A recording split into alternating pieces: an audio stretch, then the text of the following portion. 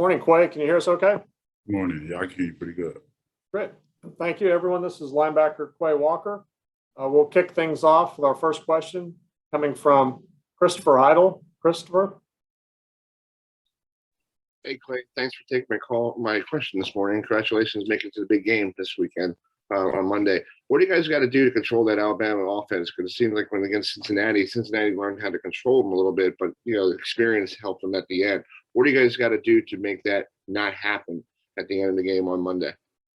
We just got to do what we're capable of doing, execute on a high level, communicating to one another, and just doing things that we need to do on the back end and the front end as well. We just pretty much can't give up no plays like we did in the SEC Championship. We gave up a lot of plays by a few busts, you know what I'm saying, things like that. But in order for us to do what we have to do, just manage the quarterback pretty good when rushing and, set the quarterback as well, and things should be where it's supposed to be. Next will be Michael Casagrande. Michael. What made it so difficult to get to Bryce Young in that first game? To be honest, I really can't say. It was just pretty much just the way we rushed. And we got really, really close a couple of times, but at the end of the day, you just got to finish when getting close. So pretty much the main thing at that. Next, we'll hear from Connor Riley. Connor. Hey, Quay, I hope you're doing well. With this being Dan Lanning's last game at Georgia, what kind of impact do you think he's had on this program in the 4 years that he's been here? We pretty much enjoyed Coach Lanning. All of us have enjoyed Coach Lanning since he came in. I remember yesterday, we just got on to the staff. The day he came in my house, it was actually during recruiting time. I think I want to say around late December, November, whatever. Probably January or something like that, but he played a huge impact as well as all of our other coaches as well. We're gonna miss him, so hope that answers your question. All right, Chip Towers. Chip. Let me unmute here. Yeah, a little bit more on the pressure situation. Did you feel like it was? It looked like it watching the game that you gave. It wasn't for lack of trying. I mean, you guys put some of your pressure packages on and just didn't get there. How much of it was them thwarting what you were trying to do, and how much of it was sometimes it seemed like you guys dropped a lot of guys in coverage? I pretty much say pretty much it just fell back on us. I think we had everything dialed up pretty good, but sometimes it works, sometimes it don't. But more than likely, I think in that game it worked. But like I said earlier, we just couldn't really get home. We was there or whatnot, but it may be a little smaller nib that we had to do to get better in order for us to do what we had to do to get a sack or to get him down, whatever the case may be. But that whole game, I think the game plan was pretty good for us and what we did by dropping the coverage and showing all types of things and stuff like that. But at the end of the day, he's a pretty smart guy. So just got to play football. Right. Next will be Zachary Braziller. Zach.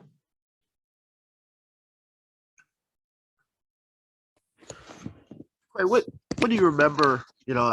Obviously you weren't on the team then, but from the 2018 national championship game, did you watch it and what did you remember? And also, have you guys heard a lot about that at all now that there's a rematch?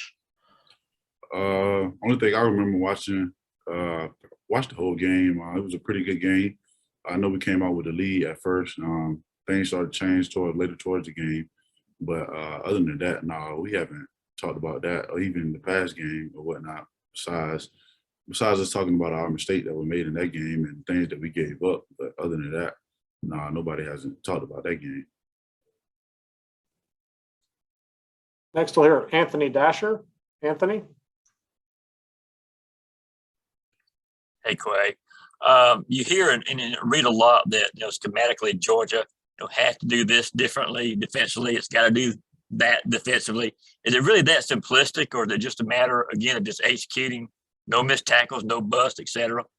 Yeah, that's it. That's the only thing we have to do. Just worry about us, tackle well, rally to the ball, and, communicate or whatnot so we won't have these type of busts that we had in that past game. It's the only thing we have to do. and just play our game, and everything else should take care of itself and play out fine. Next will be Heather Dinich. Heather?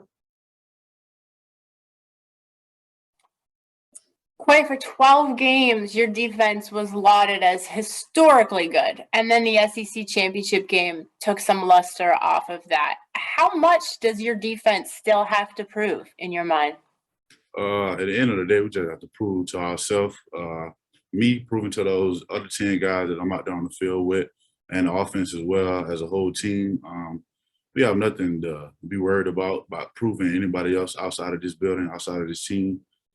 At the end of the day, we're the only ones that matter and what it comes down to. So other than that, our main focus is just need to be on worrying about us and how we can get better as a team and be able to do what we need to do in order for us to get a win on Monday.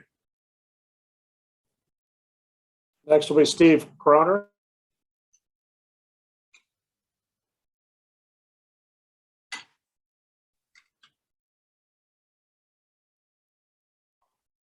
Working on a story on Brock Bowers, wondering how soon did you realize he was going to make as big an impact as he has?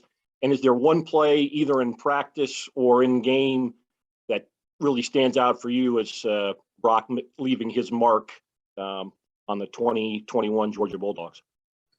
Pretty much as soon as he came in, as we started doing conditioning, summer conditioning and doing those types of things, the way he pushed himself, the way he stood out, probably wouldn't be able to tell that he was a freshman just coming in, the way he worked.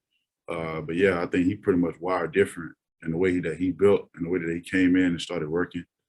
He's made a ton of plays. The plays that you see him making the game, the same as that plays he make in practice. So. Next will be Dennis Dodd. Dennis?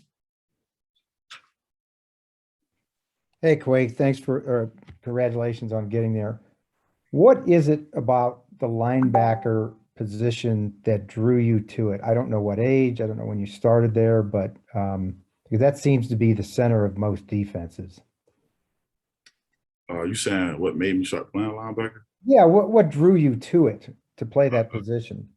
Actually, it started in high school. One of my coaches, Coach Shelton Felton, I was playing I think I was playing offense at the time, and that's the thing, you know, he was just like, I think I was real physical on the offensive side. He like, next year I'm gonna switch to defense. And by the time I switched to defense, before I want to say, played a down to defense, it was already out to certain colleges or whatnot, just because of my size and everything like that. So that pretty much started me playing defense or linebacker. I think that answers your question by me just being real physical on the offensive side of the ball. Great, thank you. Next will be Lance McCurley. Lance? Quay, the hit that Chavis Chambliss had the other night, obviously he was ejected from the game. But what was that kind of reaction in the locker room when he took down that back and just kind of showed his skill, and how important is he for the future of this program, especially with some of the younger guys? I can't say in the locker room, but I know on the sideline we was pretty hyped about it.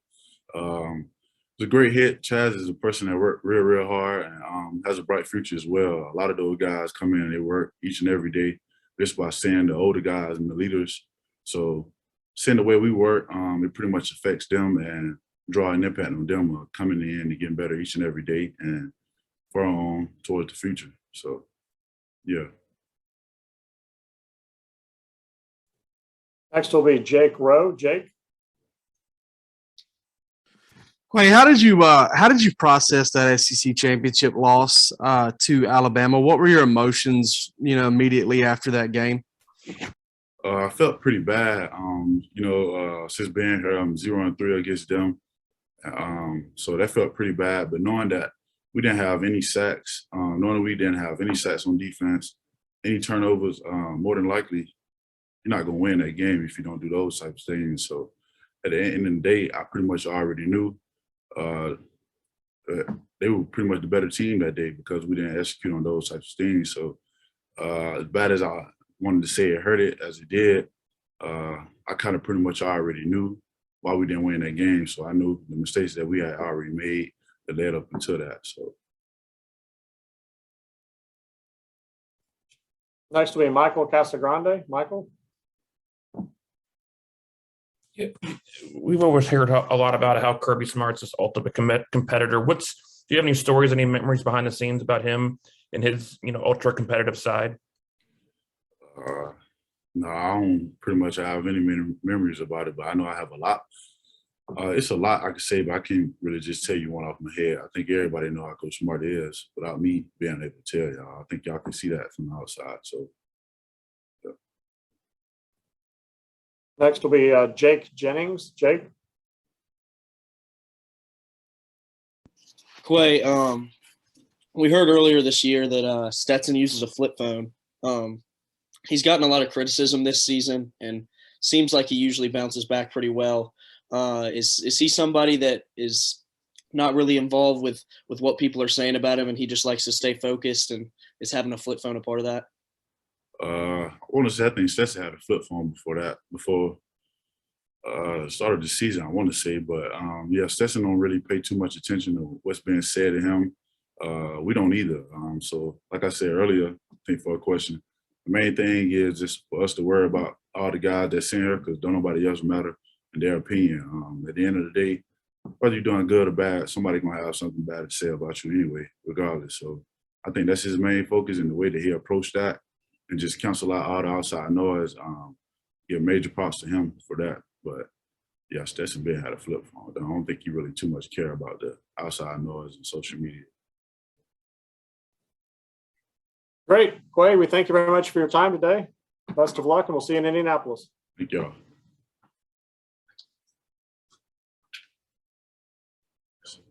Joining us next will be running back James Cook. Just a moment here.